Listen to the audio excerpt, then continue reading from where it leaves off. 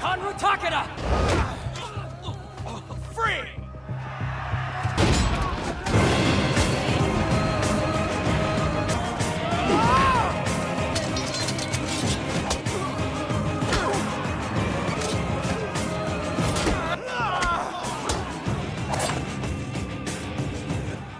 Rip the bastard apart! Hard cat!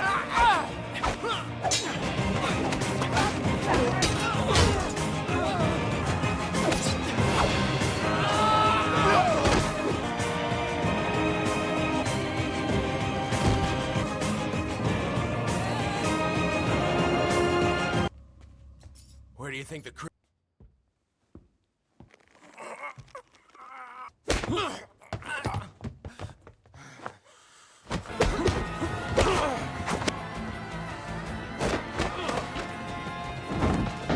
Hey! Hey!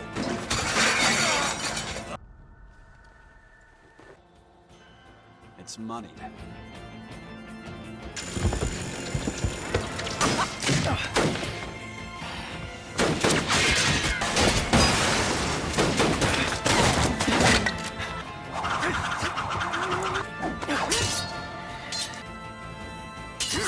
Vow not to kill.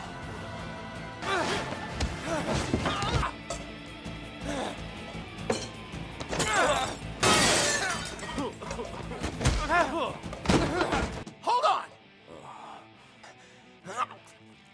Here. Vegetarian. May you rest here. A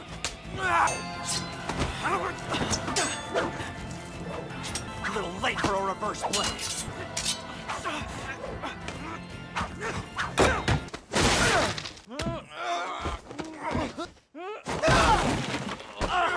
You gotta use your head!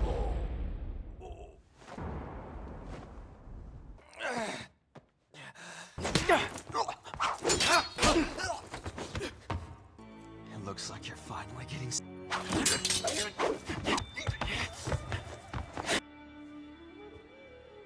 Do you really think this is going to end with...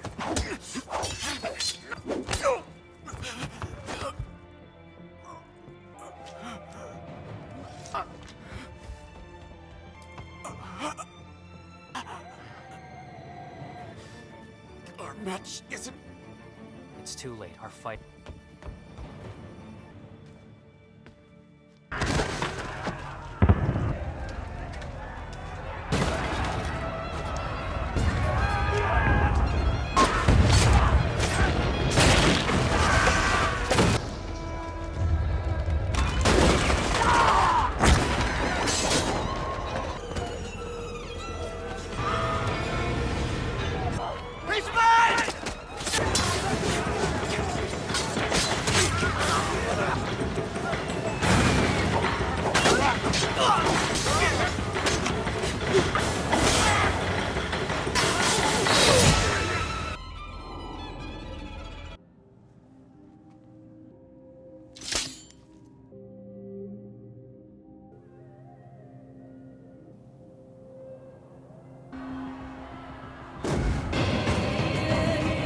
One order, thank you.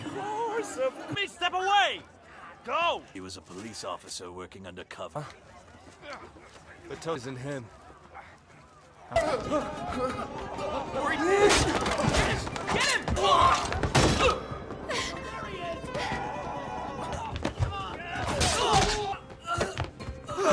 Taking advantage of the vulnerability is very painful.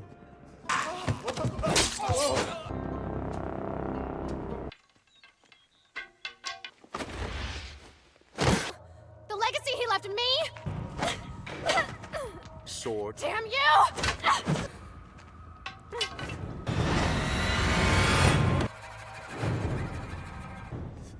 How could this have happened?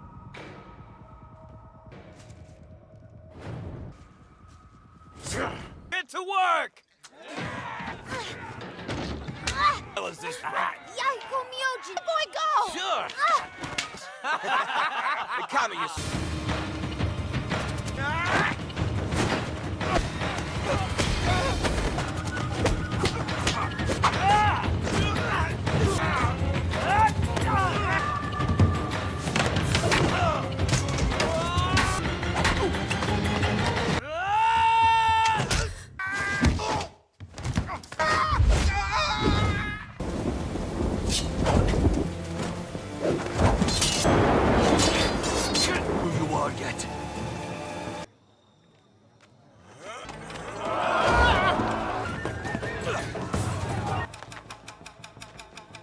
19! No one's seen you in 10 years.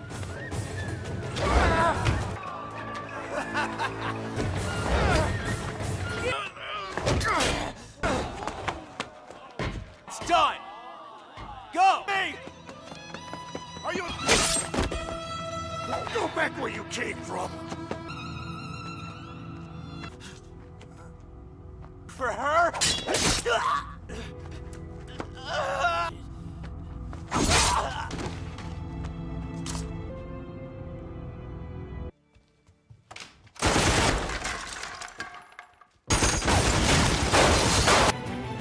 Damn you!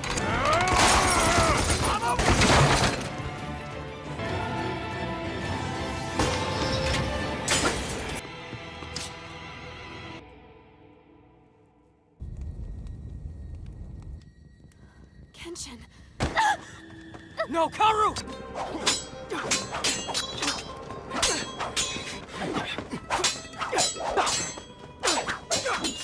Couldn't see the loopback blade coming.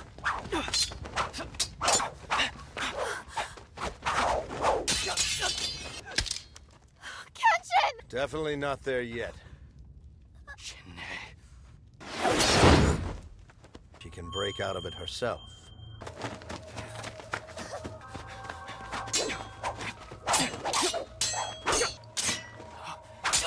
Come at me.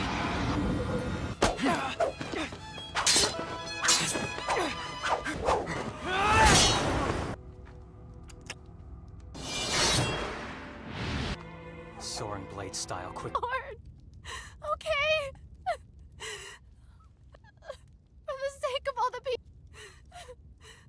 Hey guys, today we're diving headfirst into the action-packed, sword-swinging world of Rurouni Kenshin Part 1 from 2012. Get ready for some serious historical brawling and philosophical sword fights. This movie adaptation of the legendary manga brings the Himura Battosai to life, albeit a slightly gentler, reversed blade version. We're talking about a former assassin trying to live a peaceful life, but you know, destiny has other plans and keeps throwing bad guys at him like it's a sport. It's a classic tale of redemption, samurai drama, and absolutely gorgeous fight choreography.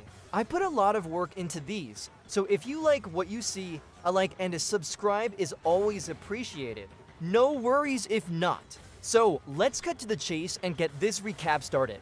Our story kicks off not with a whimper, but with a blood-soaked bang during the Bakumatsu era. Circa 1868, the screen explodes with chaos, flashing swords, the wet thud of blades finding their mark, and the guttural cries of dying men.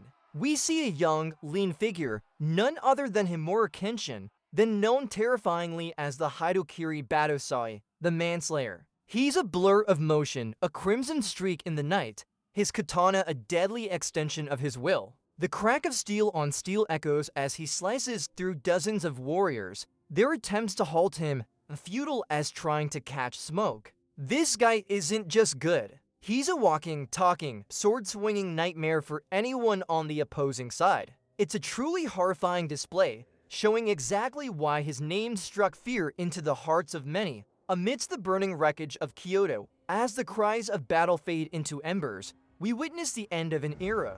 The war is over, the Tokugawa shogunate has fallen, and a new age, the Meiji era, is dawning. Kenshin stands alone, his blade, a tool of such immense destruction, now feels heavy, perhaps with the weight of countless lives taken. We see him make a solemn vow, a promise to himself and to those he's wronged. He will never kill again. He replaces his lethal katana with a sakabato, a reversed blade sword, a rather symbolic choice if you ask me. It's a bold statement, like a Michelin star chef deciding to only cook with dull spoons from now on. The clinking of his sheathed sword, now rendered less deadly, is almost a whisper of his new path. He becomes a Rurouni, a wandering samurai, seeking atonement and a life of peace, or at least as much peace as a former legendary assassin can hope for.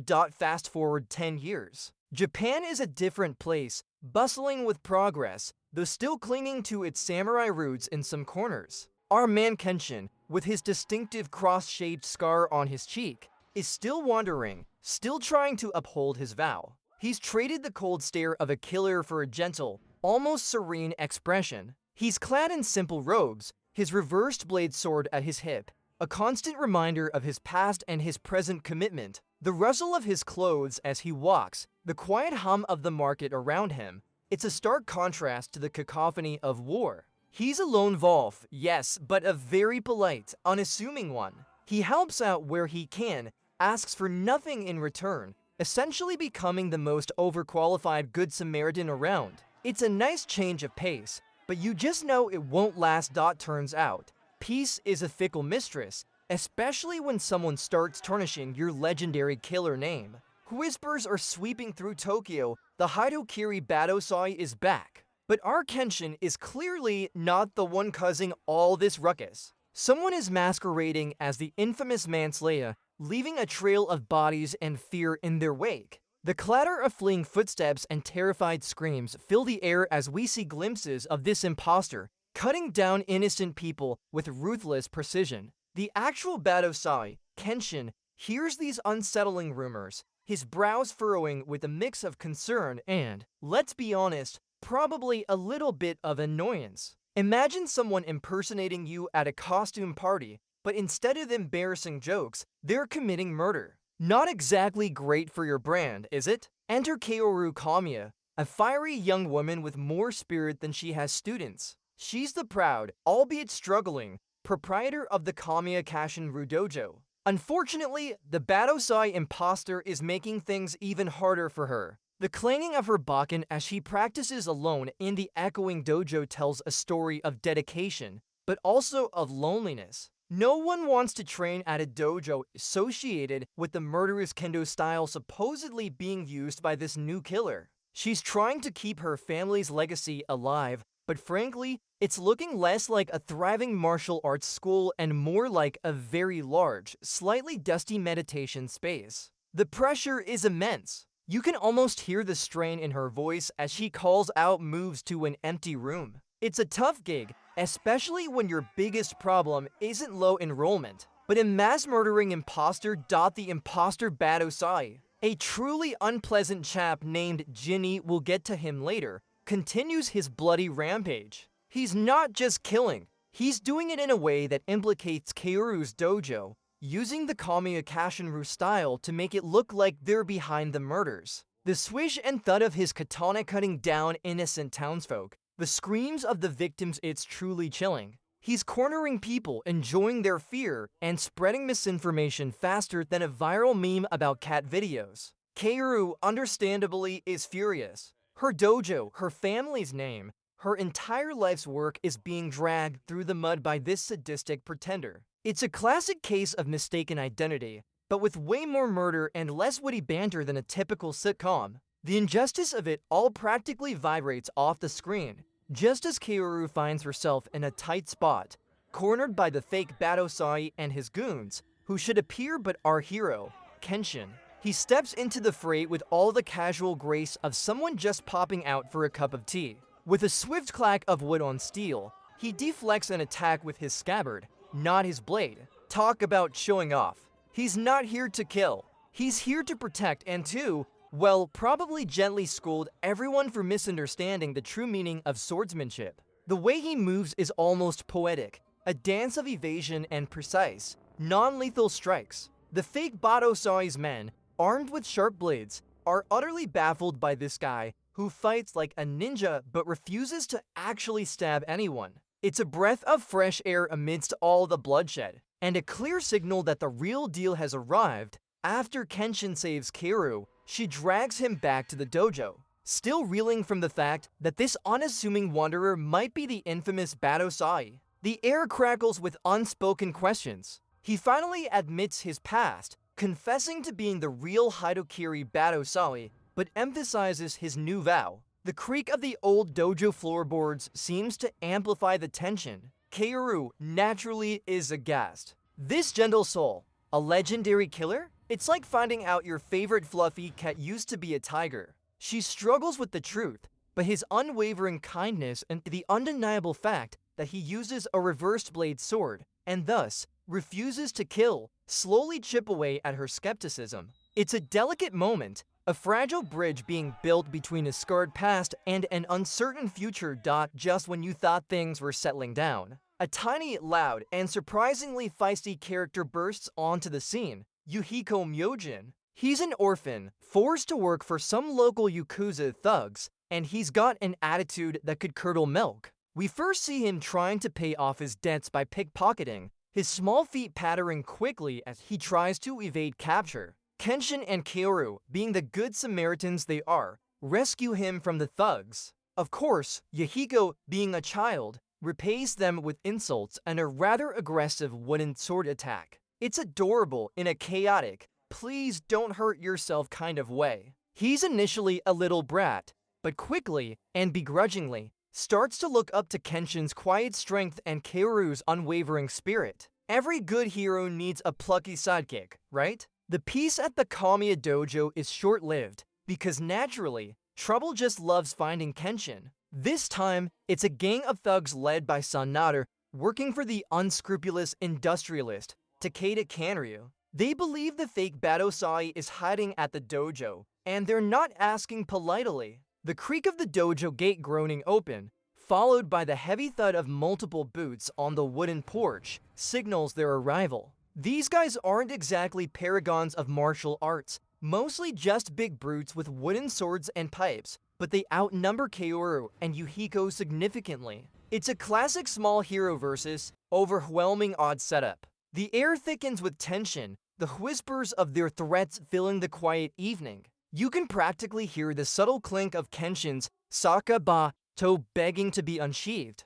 Just as things are about to get really messy, Kenshin steps up, his presence instantly calming the storm around Kaoru and Yahiko. He moves with a silent, breathtaking speed, a true master at work. The thugs barely register his movements before they're disarmed, their weapons flying with a loud clatter to the ground. He delivers precise, non-lethal strikes with the blunt edge of his sakabato, each whack against a body echoing through the dojo. It's less a fight and more a masterclass in how to gently persuade large men to give up without actually harming them. He ducks and weaves, parries and strikes, never letting his blade find flesh. The thugs are left sprawled, dazed and confused, wondering how they got so thoroughly beaten by a tiny, red-haired man who didn't even draw blood. It's quite the show, honestly, a silent ballet of violence averted. Our story then introduces us to another tragic figure, Megumi Takane. She's a brilliant doctor from a renowned family, but she's fallen on hard times and, worse, fallen into the clutches of Takeda Kanryu. He's forcing her to synthesize a highly potent form of opium. We see her hands trembling, meticulously mixing chemicals in a dimly lit, suffocating laboratory. The soft clink of glass beakers and the quiet hiss of chemical reactions are the only sounds, highlighting her isolated despair. She's a prisoner, haunted by the moral implications of her work, knowing that her creations are ruining countless lives. Her desperation is palpable. You can almost feel the weight of her conscience pressing down on her. It's a grim setup, showing just how far Kanryu's tendrils of evil reach. Next up, we meet the human equivalent of a walking, talking brick wall, Sanosuke Sagara.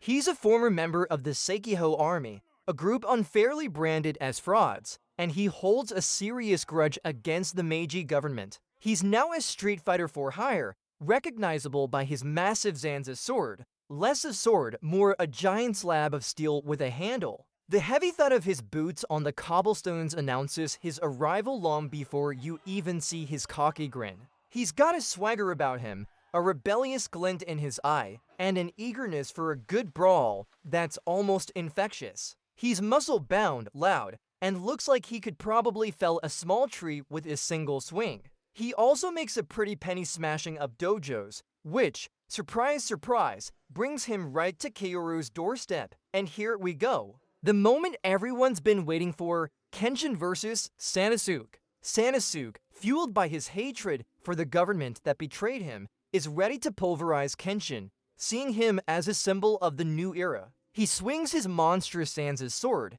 a weapon that could probably chop a car in half, with incredible force. The air whooshes as it cleaves through space, leaving Sanosuke's raw power ringing in our ears. Kenshin, ever the agile one, ducks and weaves, his movements as fluid as water. The clang of Kenshin's small sakabato against the massive Zanza is almost comical, like a butter knife trying to stop a sledgehammer. But our boy Kenshin is no ordinary butter knife wielder. He's making Sanosuke work for every single breath, dancing around his wild, furious swings. The fight intensifies, turning into a breathtaking ballet of brute force against refined skill. Sanosuke's Zanzo delivers blows that thud and clang with enough power to send shivers down your spine, leaving craters in the ground where Kenshin once stood. Kenshin, with his reversed blade, is constantly on the defensive, the clink-clank of his sword against Sanosuke's behemoth weapon a rapid-fire rhythm. He's not trying to win by cutting.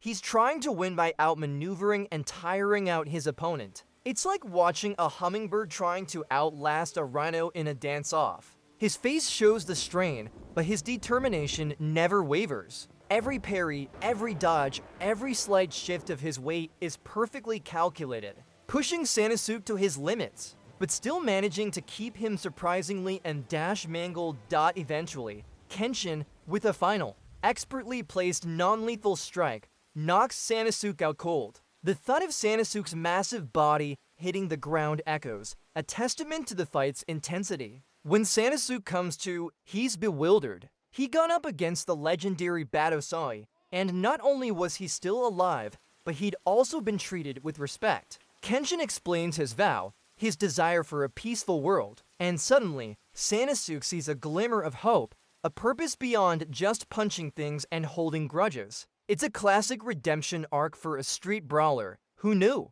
He agrees to join Kenshin mostly because he's got nothing better to do, and Kenshin seems like a pretty stand-up guy, despite the whole former assassin thing. The clinking of his Zanza's sword as he sheaths it now feels less angry, more expectant. A bromance, or at least a powerful alliance, is born. Now, let's talk about the big bad of the movie, Takeda Kanryu. This guy is the epitome of unchecked corporate greed, a truly despicable industrialist making his fortune by flooding Japan with his potent opium. We get a glimpse into his sprawling, opulent mansion, which is less a home and more a fortress, bristling with guards. The distant, rhythmic clanking of machinery from his hidden opium factory is a constant, sinister hum beneath the surface of his supposed respectability. He's utterly ruthless, caring only about profit, and views human life as utterly expendable. He's got this smug smirk plastered on his face that just screams, "I'm evil." And I know it, he's not a fighter himself, but he surrounds himself with formidable enforcers. Like a particularly unpleasant CEO with a very dangerous security team. This guy clearly has a villainous budget, and he's not afraid to spend it on goons and gadgets. Megumi, trapped in Kanryu's insidious grip, makes a desperate bid for freedom, or at least tries to sabotage his operations. But Kanryu's security is ironclad, and his resolve even more so. The heavy thud of her guards' boots as they corner her, the quiet clink of her restraints being tightened, it all paints a grim picture. She's threatened, her family's legacy used against her, and forced back into her abhorrent task. Her eyes, filled with fear and a deep sadness, betray her despair. It's a truly heartbreaking moment, highlighting the brutal reality of her captivity. This isn't some mild inconvenience. It's a soul-crushing burden, forcing a healer to become an instrument of destruction. This scene really hammers home just how much of a monstrous scoundrel Kanryu truly is back at the dojo. The gang Kenshin, Kaoru, Sanosuke, and even little Yahiko decide they can't just stand by while Megumi suffers. They form an unlikely, ragtag alliance, like a dysfunctional family going on a very dangerous picnic. The scratch of Kenshin's finger tracing a map on the dusty floor. The earnest murmurs of Kaoru's concerns. Sanosuke's eager thump on the table, ready for a fight. And Yahiko's wide-eyed determination. It all blends into a chorus of resolve. They devise a plan to infiltrate Kanryu's heavily guarded compound. It's a classic let's bust into the bad guy's lair scenario, but with more honor and considerably less explosions than a modern action movie. Still, the underlying tension is palpable. They know this isn't just a friendly sparring match. Under the cloak of darkness, our heroes begin their infiltration of Kanryu's fortress. The compound is a sprawling maze of high walls, patrolling guards, and, presumably, very expensive surveillance chickens. Kenshin moves with almost supernatural silence, his feet making no sound as he scales walls and navigates rooftops. Sanosuke, surprisingly, manages to be somewhat subtle. Despite his imposing size, the rustle of his clothes the only hint of his presence. Kaoru and Yahiko follow, their youthful determination pushing them forward. The distant clinking of armor and the low voices of patrolling guards build an almost unbearable tension. It's a high-stakes game of hide-and-seek, where getting caught means a lot more than just a timeout. They're threading a needle in a haystack of armed guards, hoping to avoid a noisy and very bloody encounter inside. They quickly run into Kanryu's elite personal guard, the Onawabanshig, basically the historical equivalent of a superpowered ninja squad. Their first challenge comes in the form of Shikio, a mountainous brute of a man whose muscles have muscles. The crack of his knuckles as he prepares for a fight is almost as loud as the thud of his massive feet. He's got an intimidating presence, a hulking figure that makes Sanosuke look, well, merely large instead of colossal. He's clearly not one for witty repartee, preferring to let his fists and raw strength do the talking. Sanosuke, ever the eager brawler, wastes no time in stepping up to the plate. It's going to be a battle of titans, and you can practically feel the ground shake in anticipation. This isn't a graceful sword fight. This is a pure, unadulterated slugfest. Sanosuke and Shikio go at it like two enraged sumo wrestlers, but with more clothes and significantly sharper tempers. The crunch of their fists connecting, the groans of exertion, the shatter of nearby pottery as they slam each other around. It's a symphony of destruction. Sanosuke Zanza's sword is left leaning against a wall, because sometimes you just need to get up close and personal. Shikio's strength is immense, but Sanosuke's resilience and stubbornness are legendary. They're trading blows that would floor an ordinary person, each WHAM echoing through the compound. It's a brawl to end all brawls, a satisfyingly primal display of who can hit harder and take more punishment, while Sanosuke is busy remodeling Shikio's face. Kenshin is creating a distraction, darting through the compound like a graceful phantom. He faces off against multiple guards,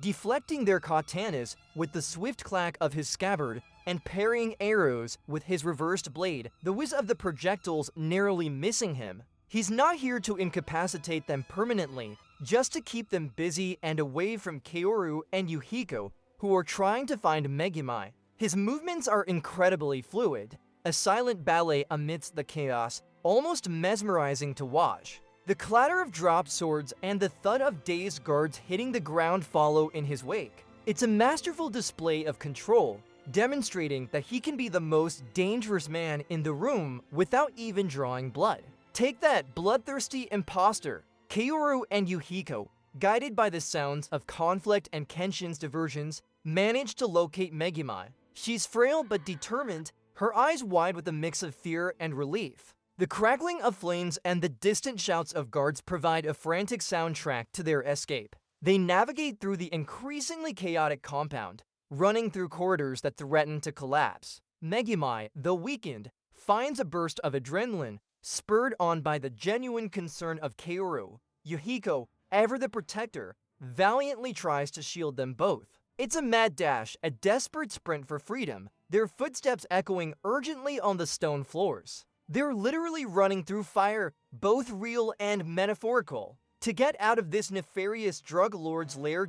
Against all odds, our heroes escape Kanryu's compound, carrying a very grateful, albeit shaken, Megumi. Sanosuke, looking like he's been in a fight with a particularly angry bear and lost by a narrow margin, is tended to by Megumi. The gentle sigh of the night wind, a stark contrast to the earlier chaos, provides a moment of reprieve. Despite their differences and how they met, they've formed a bond through shared danger. Megumi, now free, uses her medical expertise to patch up Sanosuke, the snip of scissors and the soft dab of antiseptic becoming sounds of healing. It's a temporary victory, a moment of calm before the next storm, but it solidifies their impromptu family unit. Plus, Sanosuke finally gets some real medical attention, which is nice. Just as our heroes are catching their breath, a new, far more insidious shadow looms. We properly reintroduce Jin-e Udo, the actual maniac impersonating Kenshin. This guy is pure nightmare fuel, with a sinister grin and a particularly creepy, shriveled left hand, which, oddly enough, makes him more memorable. He's been lurking, watching Kenshin, like a predator sizing up its prey. The quiet rustle of leaves as he stalks in the shadows, the almost imperceptible click of his teeth as he smiles, betray his sadistic nature. He's fascinated by Kenshin's vow, but only because he sees it as a weakness, an opportunity to push Kenshin back to his bloodthirsty past. He's not just a killer. He's a psychological tormentor, an artist of despair. Basically, he's not winning any Most Charming Villain awards anytime soon. Jin-e isn't just a brutal swordsman. He possesses a truly disturbing psychological technique called the Shinai no Ippo, or one sort of mind control. It's essentially a hypnotic stare that paralyzes his victims with fear, leaving them conscious but unable to move. The chilling silence that falls over his victims, the wide, terrified gasp before they freeze, is genuinely unsettling. It's not just physical combat for him. It's a game of mind manipulation, a twisted pleasure in watching his victims trapped in their own bodies. He uses this power to force them to commit violent acts, further muddying the waters and making it look like the Kamiya Kashinru style is responsible. It's a pretty dirty trick, if you ask me. Like cheating at rock, paper, scissors with psychic powers. Jin-e, determined to provoke the Hidokiri Battosai out of Kenshin, sets his sights on Kaoru. He leaves a chilling message, a cruel taunt explicitly threatening her, knowing it's Kenshin's greatest weakness. The rustle of the paper as Kenshin reads the note, his jaw clenching, speaks volumes. You can almost hear the internal struggle, the clash between his vow to never kill and his primal urge to protect. The cross-shaped scar on his cheek seems to pulse with old memories. It's a truly awful trap, forcing Kenshin to confront his past and the monster he swore he'd never be again. Jin-e is playing with fire, but unfortunately, Kaoru is the fuel. The air in the dojo becomes heavy with Kenshin's quiet rage, a dangerous, barely contained storm. True to his word, Jin-e kidnaps Kaoru, using his insidious Shinai no Ippo to paralyze her. Her desperate gasp and the silent terror in her eyes as her body locks up are truly heartbreaking. Jin-e's cruel smile, the quiet click of his sandal on the ground as he calmly carries her away into the night, paints a picture of pure evil. Kenshin arrives too late, his frantic footsteps echoing the urgency of his despair. He finds only a faint trace, a discarded hair tie, and the chilling scent of Jin-e's presence. The weight of his failure to protect her is palpable, threatening to shatter his hard-won peace. It's the ultimate provocation, a direct challenge to his core belief, and it pushes him closer to the edge than ever before. Kaoru's kidnapping sends Kenshin into a spiral of desperation. The mask of the gentle Rurouni begins to crack, revealing glimpses of the terrifying Battosai beneath. His hands, usually so steady, tremble as he grips the hilt of his sakabato,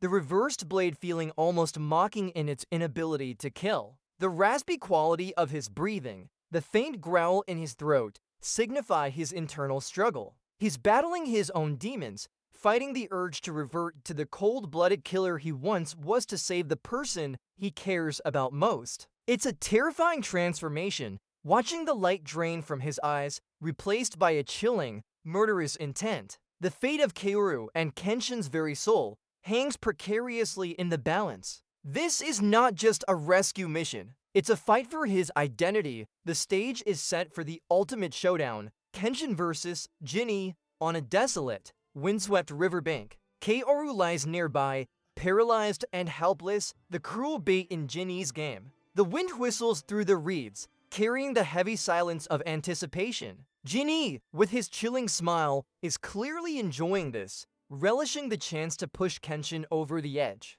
Kenshin, fueled by a controlled fury, draws his sakabato, the swoosh of it leaving its scabbard a low growl. It's not just a sword fight, it's a clash of ideologies, Kenshin's vow of non-lethality against Jin-e's twisted joy in murder. The air is thick with tension, the thump of Kenshin's heartbeat almost audible, as he prepares to face his past in the form of his tormentor, Jin-e.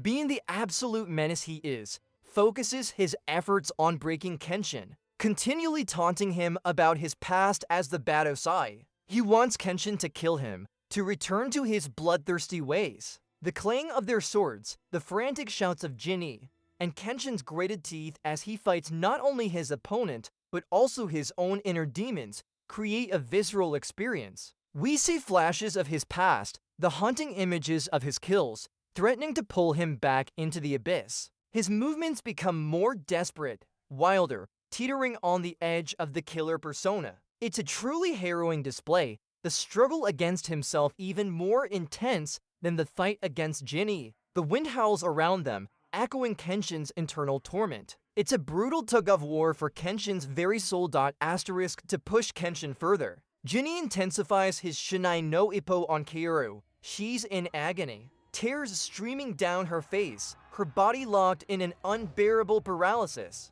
We can almost hear her silent screams, the frantic thump of her heart against her ribs, as she fights against the invisible chains binding her. Kenshin, witnessing her pain, feels a surge of overwhelming fury. The growl that escapes his throat, a sound raw and untamed, signifies the Battosai's imminent return. Jin-e's goal is almost achieved. Kenshin is at his breaking point. The river murmurs ominously nearby, almost as if anticipating the bloodshed that is about to erupt. It's a truly cruel tactic, turning the pain of an innocent into a weapon against the hero. But Kaoru is no damsel in distress. She's got a spirit forged in steel. Seeing Kenshin teetering on the edge of becoming his former, murderous self, she finds a surge of unimaginable strength. With a raw, guttural scream that seems to tear through the air, she snaps out of Jin-e's paralysis. It's a moment of pure, unadulterated willpower, a testament to her love for Kenshin and her belief in his path of non-lethality.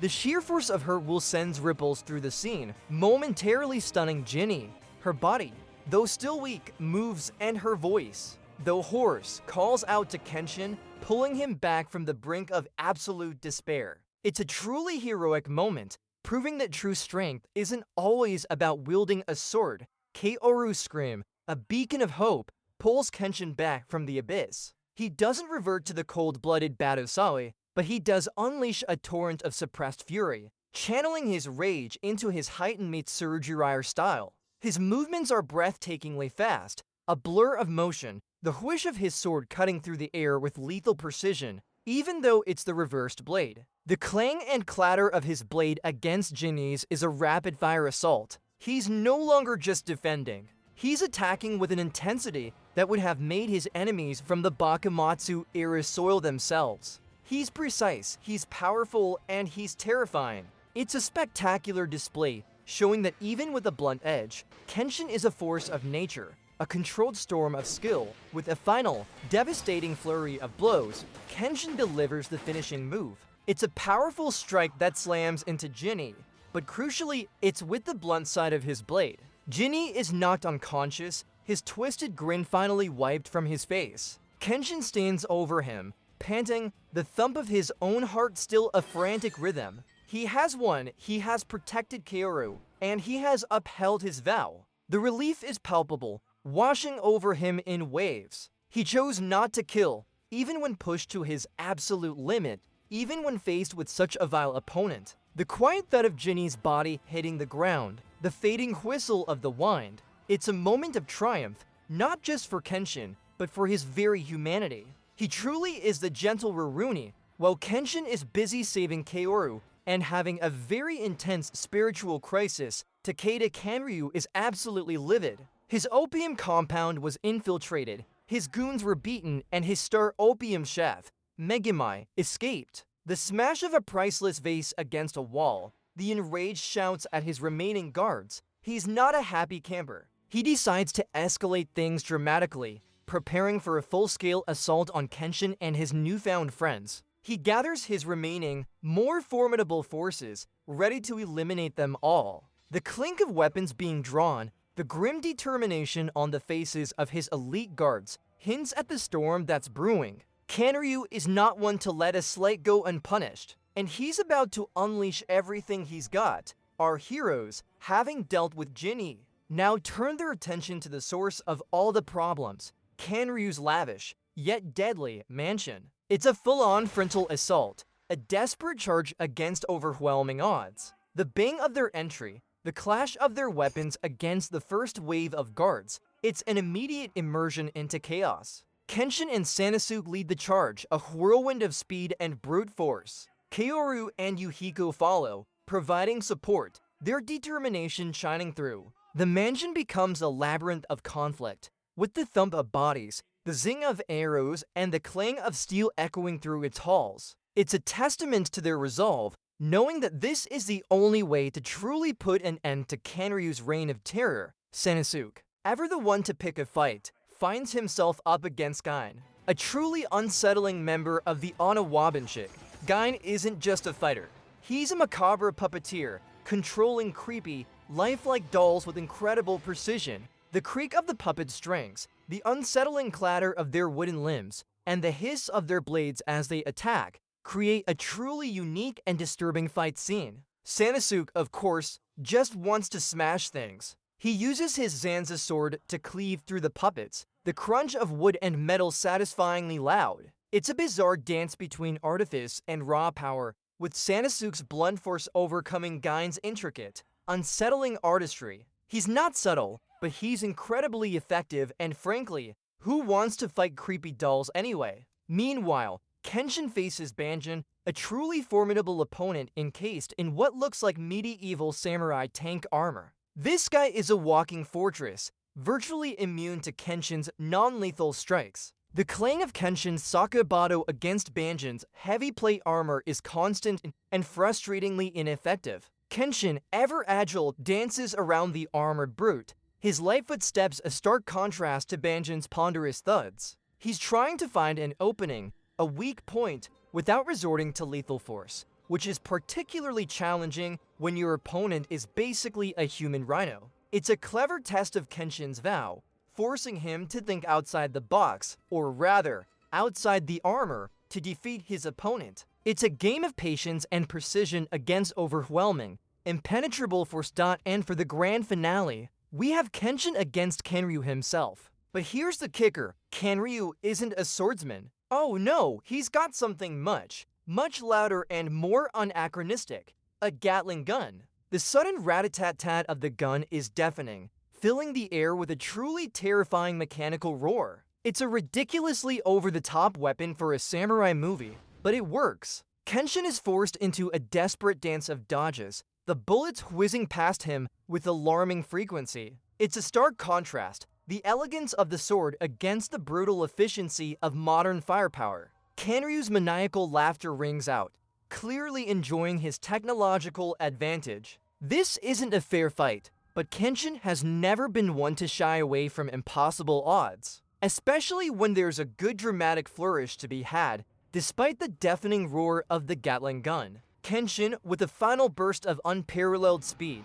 closes the distance. In a blur of motion, he disarms Kanryu, the heavy Gatling gun falling to the ground with a massive clang and thud, instantly silencing its deadly song. Kanryu, now stripped of his technological advantage, is left sputtering, his smug grin replaced by pure, unadulterated fear. Kenshin delivers a decisive, non-lethal strike, sending the industrialist tumbling. The battle is over. The silence that follows the cacophony is profound, almost a collective sigh of relief. It's a satisfying conclusion, seeing the greedy villain finally get his comeuppance, thanks to the guy who brought a sword to a gunfight. And with Kanryu defeated and Megumi truly free, our unlikely band of heroes finally finds a moment of peace. Kenshin, who had been a wanderer for so long, finds a home at Kaoru's dojo. The clatter of dishes, the gentle murmur of conversation, and the shared laughter around the dinner table paint a picture of newfound domesticity. Sanosuke, despite his rough exterior,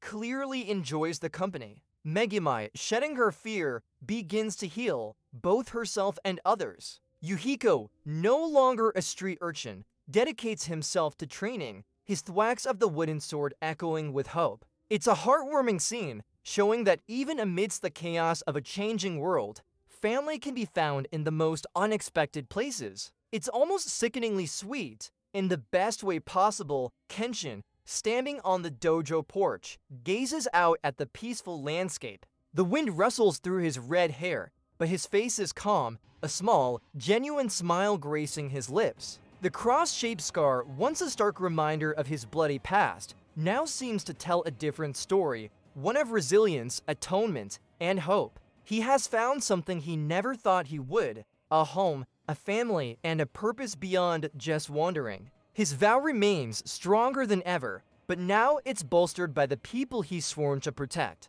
The quiet creak of the porch, the distant chirp of birds, it all signifies a quiet strength, a gentle resolve that promises to face whatever new challenges arise. He's not just Himura Kenshin anymore. He's part of something bigger.